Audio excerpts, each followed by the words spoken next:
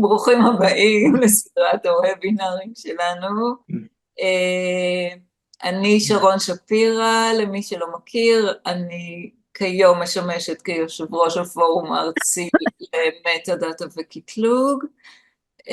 אני לא רואה את המשתתפים בעיניים בתוך הזום, רק בתוך רשימה. אם מישהו רוצה להגיב, בבקשה תכתבו ב-Q&A ולא בצ'אט. שניונת, אני אשתף איתכם מסך ונתחיל רשמית. סדרת הוובינרים שזו ההרצאה הראשונה בה, היא סדרה לציון עשור ל-RDA בישראל. היא פרי יוזמה של הספרייה הלאומית והפורום הארצי למטה דאטה וקטלוג. סדר היום של ההרצאות שלנו יהיה כזה. זו, למי שלא שם לב, תהיה הפתיחה הרשמית של הסדרה. אחר כך תברך אורלי סימון מהספרייה הלאומית, ראש ענף תהליכי ספרייה, ואחר כך הוובינר הראשון, שיעסוק במבט לאחור על היישום הישראלי של RDA, בעצם על ההתחלה של כל הדברים, ויעבירו אותו ריני ואלחנן, שיציגו את עצמם, אם כי נדמה לי שזה רק בשביל הרישום, אין באמת צורך להציג את שניהם. לפני שאנחנו מתחילים, תודות רשמיות ולא רשמיות, לספרייה הלאומית על היוזמה לסדרת הוובינרים, על התמיכה בשיתופי הפעולה לטובת הספרנות וניהול המידע של הספריות בארץ, והספריות האקדמיות בפרט. מי שמכיר את העולם הזה יודע עד כמה הוא תלוי בעבודתה של הספרייה הלאומית. לחברי הפורום הארצי למטה דאטה וקטלוג, על ההצעות שלהם לתכנים של סדרת הוובינרים הזו, ועל התרומה הפעילה שלהם לשיתוף הפעולה הבין מוסדי הכל כך פורה בענייני קטלוג, הקטלוג הארצי וקובץ הזהויות הלאומי. לדוקטור אהבה כהן מהסדרה הלאומית על ריכוז הסדרה ועל הוצאתה אל הפועל, לספרייה שלי, ספריית אוניברסיטת חיפה, ובמיוחד לבועז דותן על האירוח המקוון של הסדרה, על הקצאת הפלטפורמה הטכנולוגית ועל התמיכה הטכנית שכפי שראיתם אנחנו זקוקים לה, וכמובן לדוברים של ההרצאה הראשונה, לריניר גולדסמית ולפרופסור אלחנן אדלר. זה חלקי, אני מעבירה את הריבוע של הזום לאורלי, ואני מקווה שתהנו, שזה יהיה מוצלח, שזה ייתן מענה לצרכים. אנחנו נשמח לשמוע מכל המשתתפים תגובות, איך היה, מה אתם רוצים שיהיה, ואנחנו נשמח להגיב. אז תודה רבה, בהצלחה ותהנו כולכם. תודה שרון. אז הכנתי לעצמי את רשימת התודות, אז אני אקצר את הזמן שאני אדבר בחצי, או בשלושת רבעי. אז נעים מאוד, אני אורלי סימון, ואני מנהלת אגף תהליכי ספרייה החדשה. החלפתי את יניב לוי, שכולכם ודאי מכירים, שעבר לאקס ליבריס. אז אני לא רואה אתכם, אז אני לא יודעת אם אנחנו מכירים או לא, אבל אני מניחה שאני מכירה ואתם מכירים אותי או את רובכם, אז אין צורך להרחיב בזה. אני מאוד מאוד שמחה לברך ולפתוח סדרה כזו או חגיגה כזו שהיא חגיגה של לימודים. מה יותר טוב מלחגוג לימודים, לחגוג התמקצעות שהולכת ומתרחבת, ועל ההקפדה להמשיך וללמוד ולהתרחב. ואני רק רוצה להבטיח לכם שאנחנו נמשיך עם זה, שאנחנו נמשיך גם בהובלה של הספרייה הלאומית שהודית לה, זו חלק מתפיסת התפקיד שלנו, מתפיסת התפקיד הלאומי שלנו, ומתפיסת התפקיד של כל אחד מהשותפים כאן, לא רק הספרייה, גם שותפי הספרייה שהודית להם. אנחנו בפירוש מתכוונים להמשיך בתפקיד ההובלה הזה, לשמוע מכם אילו תפקידים אתם רוצים שניקח ונוביל, ואני אסיים בלחזור על התודה לשותפים שלי מהספרייה, לפרופסור אלחנן אדלר, לריני, ובראש ובראשונה לדוקטור אהבה כהן, המובילה והמנהיגה של כולנו בעולם המטה-דאטה, ויש כזה, אפשר דגל כזה. תודה רבה, ממש אהבה על ההשראה שלך ועל העשייה שלך בארץ ובעולם. אני בטוחה שכולכם יודעים שהאהבה היא גם מובילה עולמית, היא עומדת בראש ישיבות וועדות בינלאומיות, וזה בהחלט גאווה לאומית ובינלאומית שלנו. אז תודה רבה ובהצלחה. תודה אורלי. Without further ado, נכון? לצד האמריקאי שלנו. אז בוקר טוב לכולם, אני ריני, יצאתי לפנסיה מהספרייה, היה לי תפקיד ניהולי, ועכשיו אני עובדת בעיקר עם הזהויות, ואני חושבת שחלקכם מכירים אותי.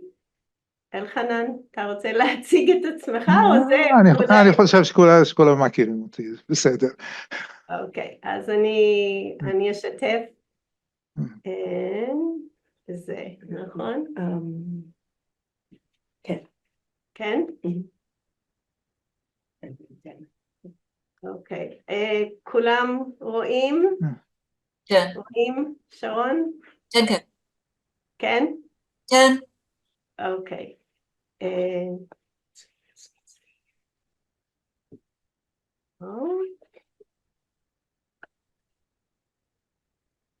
אוקיי.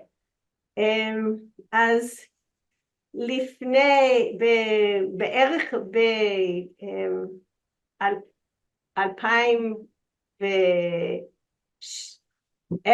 2012, אנחנו התחלנו לשמוע על RDA, רגע, סליחה, ואנחנו לא ידענו מה אנחנו צריכים לעשות, האם אנחנו צריכים לעשות מהפכה ולאמץ אותו או לא, וב-2010 כשאלחנן דיבר על RDA בפורום הקטלוג, החלטנו שזה עוד לא הגיע הזמן, וככל שהזמן עבר ראינו ספריית הקונגרס החליטה לאמץ את הסטנדרט של RDA, ואז אנחנו קפצנו למים והחלטנו שהנה הגיע הזמן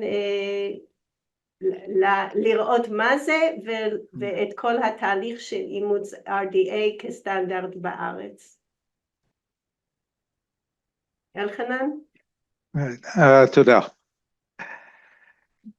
כשיצא RDA בעצם השאלה עולה ב-RDA ובכלל, למה אנחנו צריכים כל הזמן לשנות את הכללים? הרי בסופו של דבר אנחנו רוצים כמה שיותר עקביות בתוך הקטלוג, אנחנו רוצים לשגע את הקורא שכשהוא רואה שלושה קטלוגים שונים, שכל אחד מהם נעשה בתקן אחר, בחלק יש קיצורים וחלק אין קיצורים, ובחלק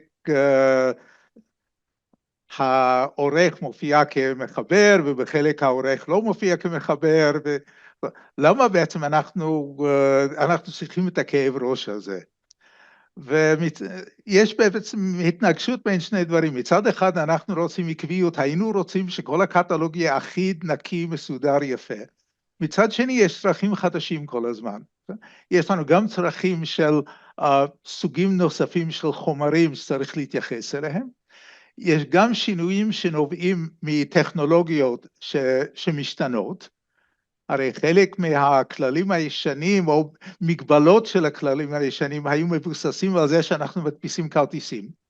כן, ולכן אנחנו לא רוצים להזכיר יותר מ3 מחברים, כי לא רצינו לעשות יותר מדי כרטיסים פיזיים ויותר מדי כתבנות, והטכנולוגיה מאפשרת לנו לעשות שינויים שונים, וחלק היה בעצם גם שינוי פילוסופי של איך צריך להתייחס בכלל לרשומה ביבליוגרפיות. ואז הודיעו שהנה הולך להיות RDA, ואני זוכר שבאותה תקופה, זו הייתה תקופה שעוד השתתפתי בכנסים בחוץ לארץ, והלכתי לכמה וכמה הרצאות כדי להבין בעצם מה זה, מה אנחנו מקבלים, והסתבכתי בהתחלה בין שני דברים, בין דברים טכניים יחסית קטנים שאפשר להבין אותם, לבין איזושהי מסגרת פילוסופית מאוד מאוד גדולה של איך צריך להתייחס למידע ביבליוגרפי. וכל מיני ראשי תיבות וקיצורים ווומי וכל מיני, שבינתיים גם התחלפו כמה פעמים במשך השנים. ואז אני החלטתי להתייחס לזה, וזה מי שלמד אצלי בשנים האלה מכיר את המינוח הזה שלי, שיש RDA גדול ויש RDA קטן. עכשיו, RDA קטן היה יכול להיות ACR 3. עכשיו, RDA קטן אמר, אז תפסיק להשתמש בקיצורים, תכתוב דברים מלא, אפשר לכתוב יותר שמות של אנשים, בוא ניפטר מהקיצורים בלטינית, ובמקום זה נכתוב דברים שאנשים יכולים להבין, אפשר כבר לכתוב pages ולא רק פי נקודה, כל מיני דברים קטנים כאלה, שזה יישמנו די מהר. ומצד שני היה המחשבה הגדולה מאוד של בוא נפרק בכלל את הרשומה הביבליוגרפית ונחשוב במושגים של חצי רשומה שמבטאת את היצירה ועוד חצי רשומה שמבטאת את ההתגלמות הספציפית ואיך שיהיו מחוברים אחד לשני, וזה רעיון שנראה נורא מפחיד, לדעתי הוא עדיין מפחיד, ואנחנו גם כן אחרי 14 שנה בעולם, 10 שנים בארץ, אנחנו עוד לא שם, אבל זה מגיע. ולזה גם נגיע. בעצם כשאנחנו מדברים על יישום של ה-RDA ב10 השנים האחרונות, זה בעצם שינויים קטנים בכללי הקטלוג, מה שאני מכנה אותם RDA קטן. עכשיו, ה-RDA הגדול עוד בדרך. עכשיו, בנוסף לזה, RDA הוסיף לנו עוד דבר, וזה לגבי הרשומות זהות. עד RDA בעצם התפקיד של רשומת זהות היה לתעד את הבחירה של השם או הנושא או הצורה שאנחנו בחרנו בה, ולתעד את ההפניות שעשינו מצורות אלטרנטיביות, ולא הרבה יותר מזה. כן? בכוונה הוא לא היה אמור להיות לקסיקון ביוגרפי. והגיע RDA ובעצם אמר לא, אנחנו בונים לקסיקון ביוגרפי. למה אנחנו בונים את הלקסיקון הביוגרפי? כי המידע הזה עוד ישמש אותנו בשימוש בקטלוג. והעוד הזה הוא עדיין עוד. אנחנו מתעדים הרבה מאוד דברים היום ברשומות הזהות, של איפה אדם נולד ובאיזה שפות הוא דיבר ומה המקצוע שלו, והרבה מאוד מידע שבעצם לא מנוצל עדיין, בתוך איזשהו חלום שבסופו של דבר אנחנו נוכל לבנות שאילתות כאלה. אני אוכל לחפש ספרים שנכתבו על ידי מחברים שנולדו בצרפת במאה ה-18, או דברים מהסוג הזה שהיום אנחנו לא מסוגלים לעשות. מנועי החיפוש לעשות את זה עוד לא קיימים. אבל ההנחה שאנחנו צריכים, זה גם הגיוני, אנחנו צריכים תקופה די ממושכת לבנות את התשתית הזאת, כדי שאחר כך אפשר לבוא ולהשתמש בזה. השינוי המרכזי, וזה כבר רמזתי לכיוון הזה, עכשיו הוא בזה שאנחנו מפרקים את הרשומה לחלקים נפרדים, עכשיו, שכדי להציג רשומה ביבליוגרפית, אנחנו בעצם אוספים מרכיבים שונים, ומראים אותם לקורא, ומאחורי הקלעים הם מרכיבים נפרדים. יש לנו רשומה שמבטאת יצירה על כל מהדורותיה ותרגומיה. ומתחת לזה יש תתי רשומות עם הפרטים של התגלמויות ספציפיות ותרגומים ספציפיים, והכל אפשר לראות אותה בעצם כעץ כזה שאנחנו מציגים.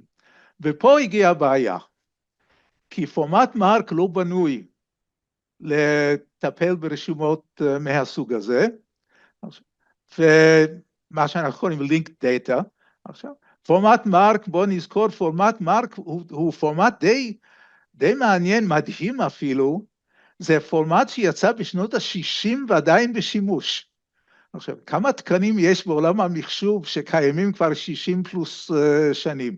אבל נכון שעשו עדכונים פה ושם בפורמט מרק, אבל פורמט מרק בעצם נולד בתקופה של הכרטיסים, בתקופה שבעצם הרשומה הביבליוגרפית שימשה גם בתקופה מסוימת בעיקר כדי שהמחשב ידפיס כרטיסים שנשים אותם בתוך המגירות, והוא בכלל לא נבנה לתפיסה הזאת של לינק דאטה.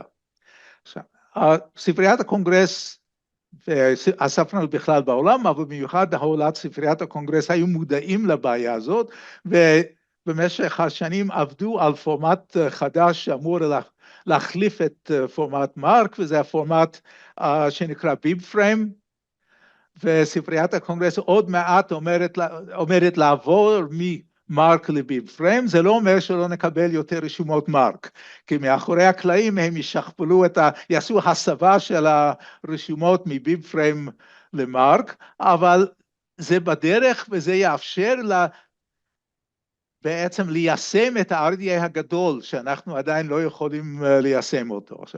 גם אקסליבריס הם כמעט מהרגע הראשון שותפים בכל התכנונים של ביב פריים, וכשנגיע לשלב הזה הם גם מבטיחים שתהיה תוכנת הסבה שתעביר את כל רשומות המרק שלנו לפורמט של ביב פריים, אבל בעצם החזון הגדול של RDA עוד לפנינו, כי בטכנולוגיה הנוכחית ובפורמט מרק אנחנו לא יכולים עדיין ליישם אותו. עוד דבר שתורם רבות לכל השינויים, הוא שהטכנולוגיה מאפשרת לנו לעשות שינויים. בעידן הכרטיסים, אני לא יודע כמה מכם עוד זוכרים את העידן הזה, עכשיו בעידן הכרטיסים, כדי לעשות תיקון היה צריך להוציא את הכרטיסים מהמגירה, למחוק, עכשיו, לתקן את הכרטיס, להחזיר את הכרטיס. עכשיו, היום שהקטלוגים שלנו ממוחשבים, זה הרבה יותר קל לבצע תיקונים, והיות וקל לבצע תיקונים, זה גם הרבה יותר קל לקבל החלטות על שינויים.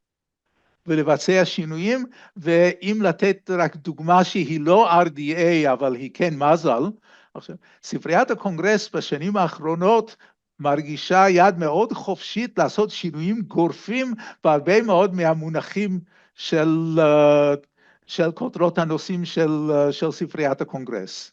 חלק מזה נובע ממונחים שהם יותר פוליטיקלי קורקט, אבל הרבה מאוד השינויים משנים מונחים מרכזיים, שהתוצאה היא שצריך לתקן אלפי רשימות ביבליוגרפיות, והם לא מפחדים לעשות את זה, כי הטכנולוגיה מאפשרת לנו לעשות את זה, ואציין פה גם כן שבמסגרת מזל פה בארץ, אנחנו גם מיישמים את השינויים האלה עם הפניות שבעצם מתקנות את הקטלוגים של כל הספריות שמחוברות. אז הטכנולוגיה בעצם מורידה קצת את הפחד פה, שנכון יהיו שינויים גדולים, אבל הטכנולוגיה מאפשרת לנו איכשהו לשמור על עקביות ולהמשיך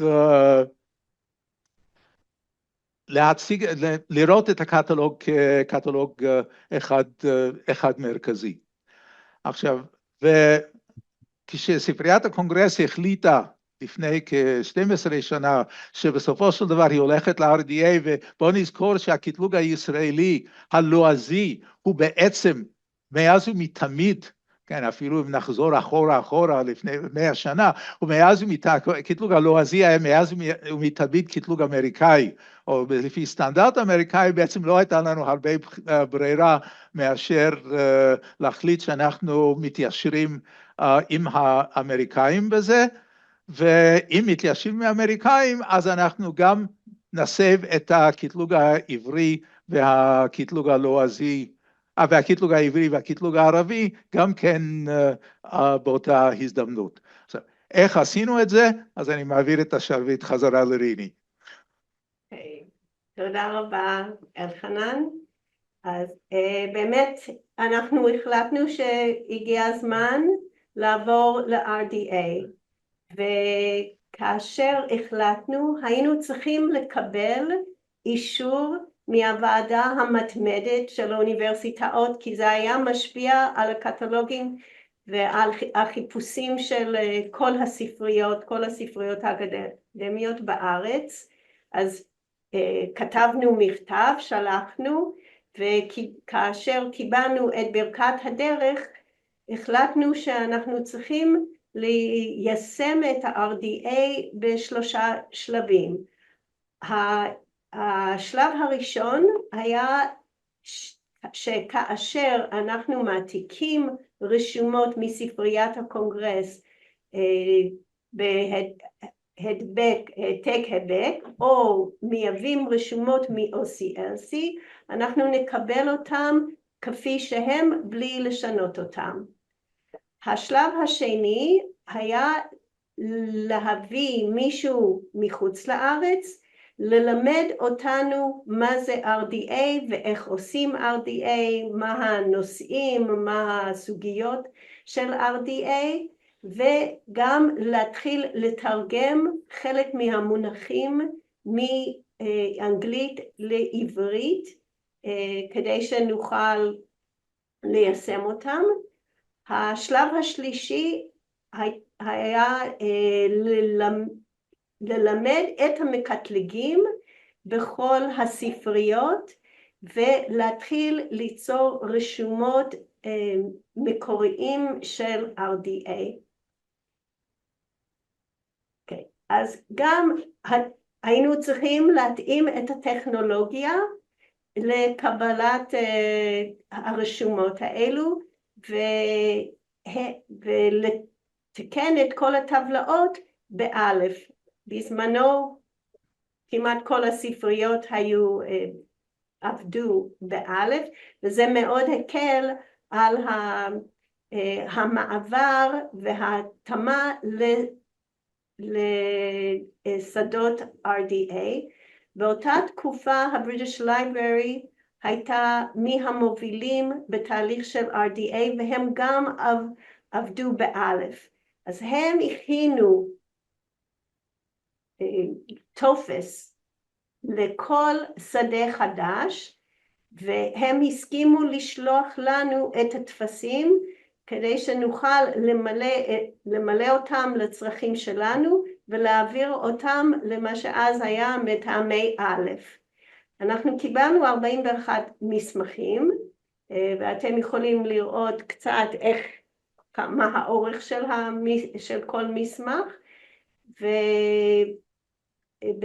ובספרייה הלאומית ובמלמד ריכזנו את כל המסמכים לשני סוגים, אלו שהתייחסו לרשומות ביבליוגרפיות ואלו שהתייחסו לרשומות הזהויות, והעמדנו אותם לרשות כל הספריות כדי שהם אחר כך יכלו גם כן להתאים את המערכות שלהם, ואז יצאנו לדרך.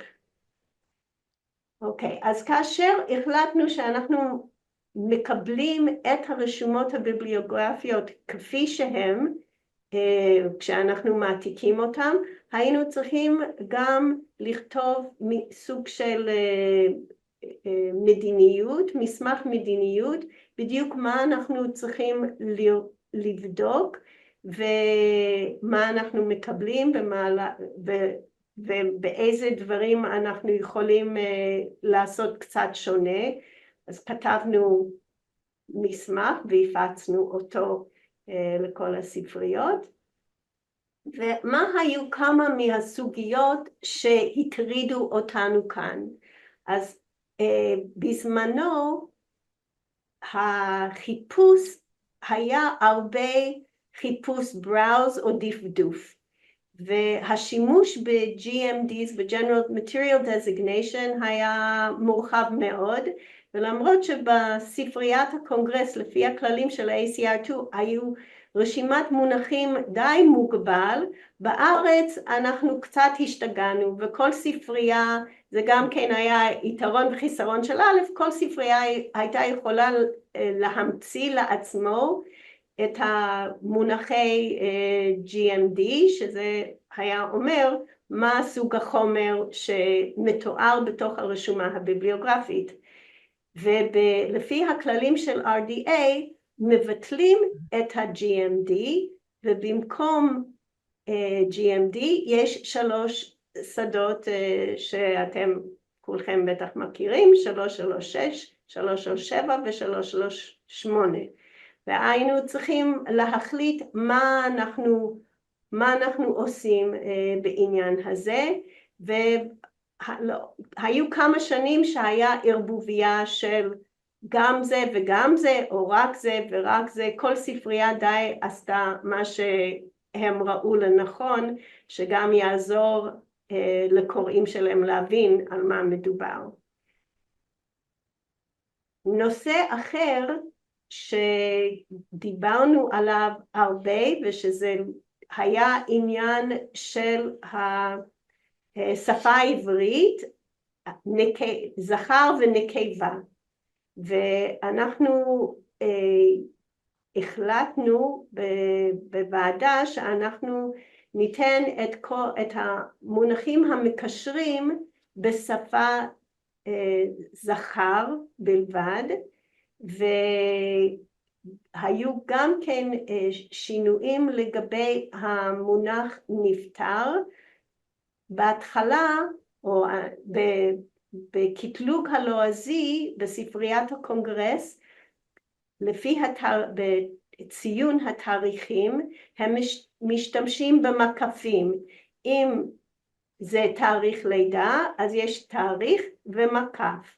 אם זה תאריך לידה ופטירה, אז זה די ברור, כי אז יש מקף בין שני תאריכים, ואם זה נפטר, אז יש מקף ואחר כך התאריך של הפטירה. מכיוון שבעברית יש בעיה של כיווניות, ולא היה כל כך ברור מה התאריך אומר, האם זה תאריך לידה או תאריך פטירה, הוחלט כאן שאנחנו נאמץ את האפשרות להוסיף מילה, ואז אנחנו הוספנו את המילה נפטר אם מדובר בתאריך של פטירה. ואפשר לראות כאן בשקופית שהחלטנו משהו, וזה החלטנו משהו בדצמבר, ואחר כך במרץ שינינו את ההחלטה כדי להוסיף את המילה נפטר. גם היה שינוי לגבי המגדר שמופיע בשדה 375, כי בהתחלה אנחנו כתבנו male, female ו-unknown, ואחר כך הבנו שזה unknown, זה לא שהמקטלג לא יודע, זה ambiguous, זה לא כל כך מובן מה זה ה-unknown, והגבלנו את זה רק ל-male female, אם זה לא נכנס לקטגוריה הזאת, או שזה לא ידוע, אז משאירים את זה ריק. אז עם זה סיימנו דיברנו על השלב הראשון של יישום RDA. שלב השני, הזמנו את אדם שיף, שהוא מן המובילים בתחום, והוא אחראי על הקטלוג בוושינגטון יוניברסיטי, והוא יהודי, והוא הסכים לבוא לכאן, העביר לנו השתלמות של training the trainers, שזה היה שבוע שלם, ובו השתתפו 40 אנשים מכל הארץ באו, והשיעורים היו בספרייה הלאומית, בבניין הישן, ואחר כך משהו שהוא עשה, איזה סיפור נחמד מאוד, הוא הזמין את ההורים שלו לבוא, אחרי שהוא סיים ללמד אותנו, והוא נשאר בארץ עוד שבוע או אפילו שבועיים עם ההורים שלו, וזו הייתה הפעם הראשונה שכולם היו בארץ, אז מאוד נהנו מהטיול שלהם. ואנחנו, ההדרכות היו אמורות להיות בוקר לימוד וצהריים תרגול, אבל היה כל כך הרבה חומר שפשוט למדנו כל היום ולא כל כך הספקנו לתרגל. אחר כך אנחנו היינו צריכים לתרגם תרגומים של כל המונחים, אז פה אתם יכולים לראות את התרגומים של השדות החדשים שיש, ואיך אנחנו בחרנו לתרגם אותם. גם תרגומים למונחים מקשרים.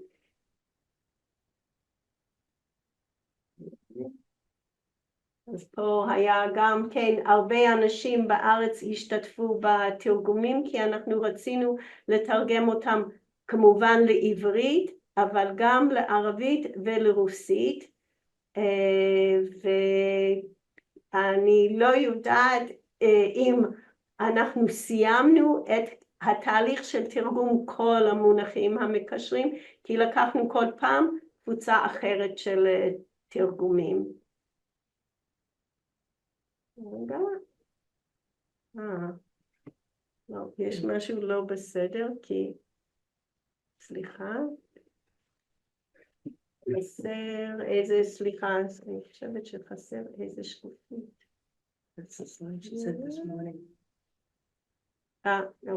אולי לא. וכל ההחלטות האלו, אנחנו יצרנו תת ועדה, שהיינו נפגשים, אני חושבת פעם בחודש בתל אביב, היו נציגים מהספרייה הלאומית, מאוניברסיטה העברית, מאוניברסיטת תל אביב, מאוניברסיטת חיפה, וכל פעם שהחלטנו החלטות, גם כתבנו פרוטוקולים והפצנו אותם לכל הארץ.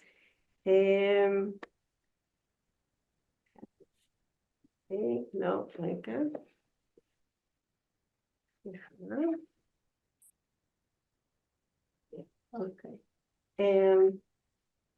אוקיי, אז עכשיו מה השתנה ב10 שנים האלו?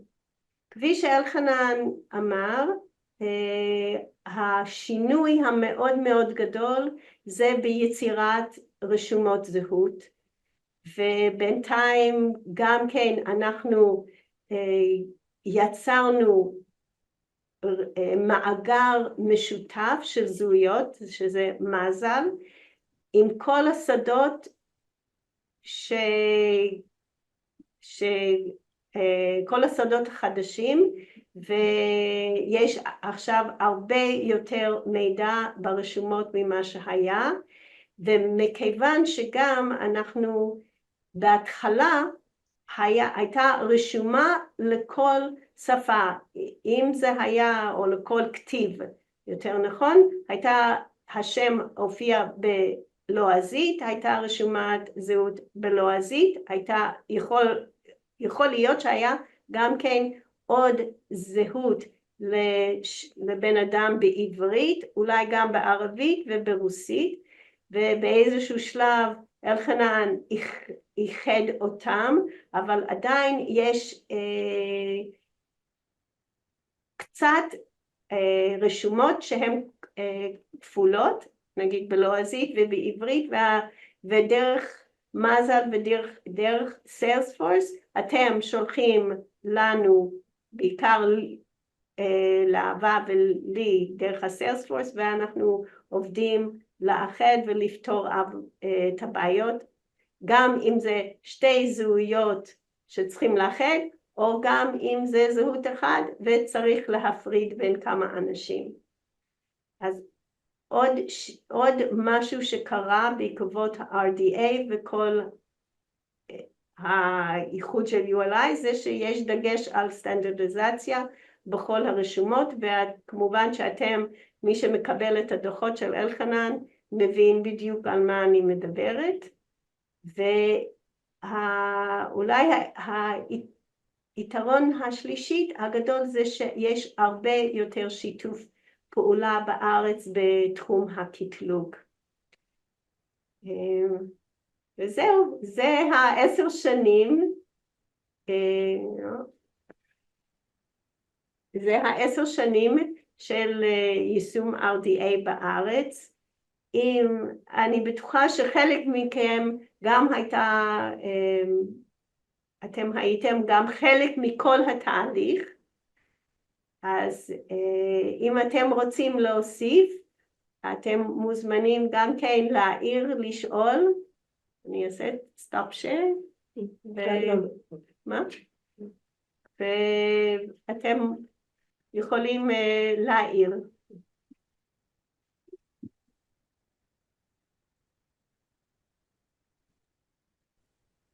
שלום לכולם, אז אני אקריא את השאלות שהתחילו לעלות ב-QA. אני אהבה כהן, מנהלת תחום קטלוג פה בספרייה הלאומית. השאלה הראשונה לאלחנן ולריני, באיזה שלב החליטו לעשות את הזהויות רב-לשוניות? במקום שכל זהות, כל שפה עמדה. אני חושבת ב-2019, אולי לא, אולי...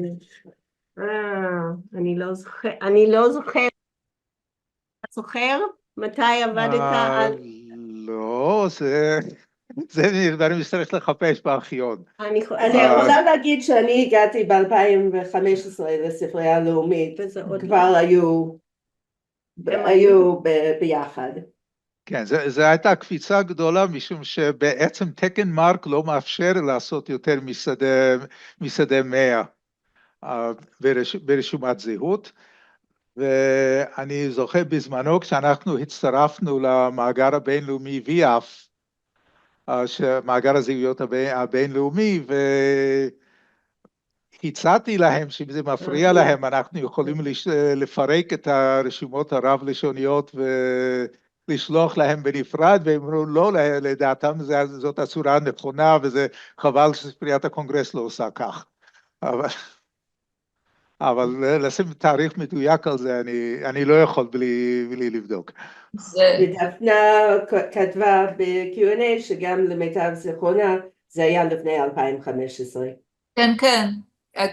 כשחיפה עברו לאלמה זה היה רב לשוני, עוד שנה או שנה שזה היה 2016, זה כבר היה פולי מולטילינגואל, ונדמה לי שנה או שנה וחצי קודם עוד באלף. זאת אומרת איפשהו בין 2014 ל-2015.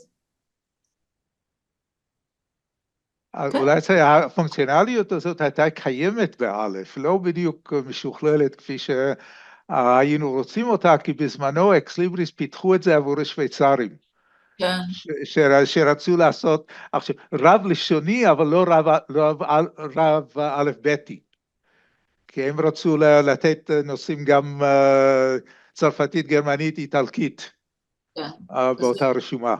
זה לא רב לשוני, זה מולטי פריפר טרם. זה וכל פעם שאני מזכירה לשוויצרים שלקחנו השראה מהם, הם אמרו, אנחנו לא חלמנו על מה שאתם עושים, אתם לקחתם את זה לכיוון אחר לגמרי והם בשוק. כן, אבל אילולי זה שאלף תמך בזה בעיקרון עם התת שדה 9 וכל זה לא היינו יכולים לעשות את זה. התשתית הייתה, טכנולוגית הייתה באלף. כן. והשאלה השנייה, איך לדעתכם שינוי התקן השפיע על החיפוש לקוראים?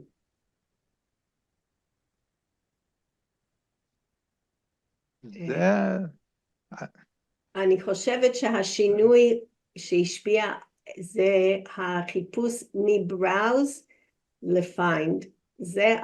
זה מה שהכי השפיע על חיפוש הקוראים, הרבה יותר מיישום ה-RDA. נכון, אני לא חושב שכללי הקטלוג השפיעו על זה, זה שבעצם החלטה של אקס ליבריס, ובוא נראה, זה לא רק אקס ליבריס, זה בעצם כל בתי התוכנה של תוכנה לספריות, שהקורא מחפש חוויה גוגלית, שיזרוק כמה מילים ולא שיחפש בצורה ברשימה לבטת מסודרת יפה, זה הבדל גדול. אני מודה שאני לא אוהב את זה, ואני אוהב דווקא לחפש בלבטי הרגיל, אבל אין מה לעשות, זה כבר... דבר אחד שאני חושבת שכן, לא בחיפוש, אבל בפינוח התוצאות, זה שהפסקנו להשתמש בעריכיים למידע שלא במקום המועדף בספר, ממש עוזר לקוראים, כי הם לא הבינו את זה. גם כן לא כל עובדי הספריות הבינו בדיוק מתי משתמשים בעריכיים, מתי כותבים, כל הקיצורים. וזה חלק מחוסר עקביות שלנו, כי היום כשאני מסתכל בקטלוג, אני רואה רשומה עם עריכיים, שתי רשומות עם עריכיים, ואחד נעשה לפי הכללים הישנים, אחד לפי החדשים, אז זה לא, ההבדל לא ברור. ופה המקום לצטט את אדם שיף, מי רוצה להגיד? כן, שומע שהעתיד יותר גדול מהעבר. אפילו כשאנחנו מתחילים, אבל במשך השנים, מה שאנחנו נעשה לפי הכללים החדשים, יהיה הרוב הגדול. כן. ואביעד הוסיף בצ'אט שהמעבר לרב לשוניות אכן היה ב-2013. כן, כן. עוד לא. יש עוד שאלה. לא, זה נראה לי כל השאלות. אז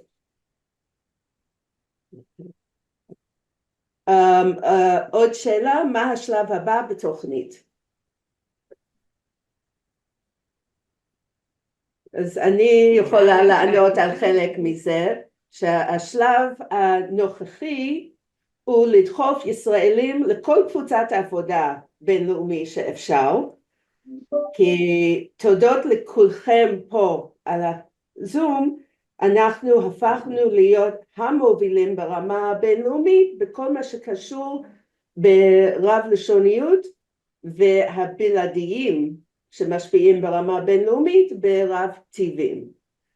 אז כל קבוצת עבודה אני דוחפת שם הישראלים כדי שהם יגידו, אבל אם יש לי ערבוב של עברית וערבית, אבל לנו לא חשוב תעתיק, חשוב השם האמיתי ודברים כאלה, אז השלב הבא ברמה בינלאומית זה שאנחנו נהיה בחדר כשמקבלים את ההחלטות, ואז נוכל לעשות ברמה ארצית, לקחת את מה שמתאים לנו.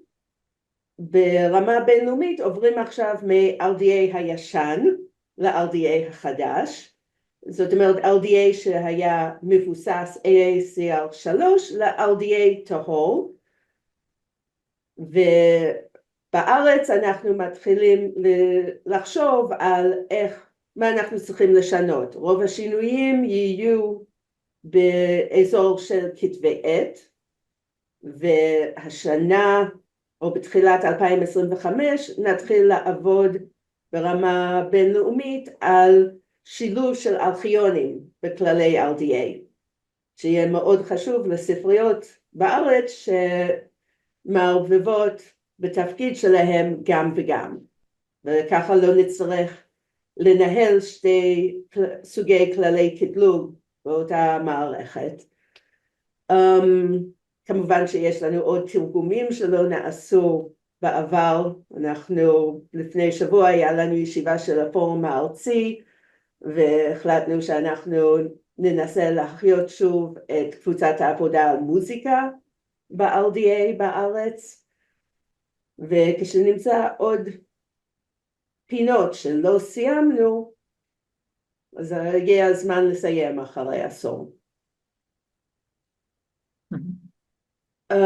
עוד שאלה, האם יש תוכנית לעדכן את התקן גם בתחום של קטלוג מפות? ברמה בינלאומית הם לא מדברים ממש על מפות. אם יש איזשהו לקונה, איזה חור ב-RDA ישראלי, אז זה לפנות לפורום הארצי, ואם יש חור ברמה בינלאומית, אז אני יכולה להביא את זה לשולחן של ה-RDA Steering Committee. דפנה הזאת ששאלה את השאלה, ויש לה אצלה באוניברסיטה בין המומחית הגדולה בקטלוג מפות בארץ. אז אם אתם זיהיתם בעיה, בואו נדבר ונפתור. תרימו את זה. כן.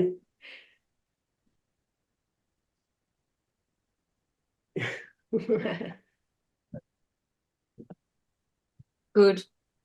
אוקיי, אעבור, אז אני אקח עכשיו את רק להזכיר לכולכם שהוובינר הבא בסדרה יהיה ביום שני 30 לחודש, באותה השעה, ואני אעביר הרצאה על השימוש התקין במונחים המקשרים, תצדי E בשדות 100, 110, 700, 710, תצדי J ב-111, 711. אני גם כן אבקש, וכבר ביקשתי מאלחנן לעזור לי לשלוף בעיות שקיימות ב-ULA, אבל אם יש לכם שאלות ספציפיות, אתם מוזמנים לשלוח לי בפרטי לפני ההרצאה, ואני אתייחס אליהם. ויש את הטופס גוגל, שאפשר להירשם שם לקבל עדכונים על כל הסדרה. הסדרה יסתיים ביום עדכון מקטלגים. היום אנחנו שריינו את התאריך 25 לפברואר, שזה בחופשת הסמסטר. אז אני מקווה לראות את כולכם אצלנו, ובהמשך אנחנו נשלח תאריכים. יהיה לנו וובינר על זכויות יוצרים בספריות, וובינר מיושבת ראש ועדת הקטלוג הבינלאומי, ה-RDA Steering Committee, על הקשר בין המודלים התיאורטיים ב-RDA, ועוד כמה אם יש לכם בקשות לוובינרים, גם כן אפשר להפנות אותם אליי, ואני אנסה למצוא מי שיכול להעביר את ההדרכה.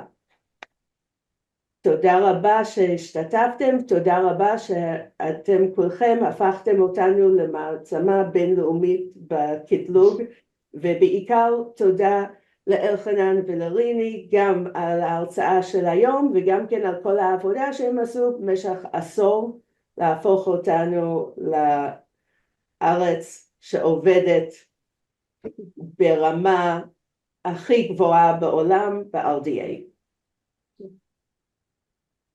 איזה כיף לשמוע. תודה רבה, אהבה. ויש שאלה בצ'אט שרק אתם יכולים לענות, ההקלטה. אתם תשלחו לי את הלינק ואני אשלח. אנחנו נפיץ את הקישור להקלטה, הוובינרים יוקלטו כולם ויופצו כמובן. כן. וכמובן תודה לאוניברסיטת חיפה על האירוח ועל העבודה הטכנית. אז תודה רבה לכולם, ונתראה ב-30 בחודש, זה כבר לא רחוק. ביי, להתראות.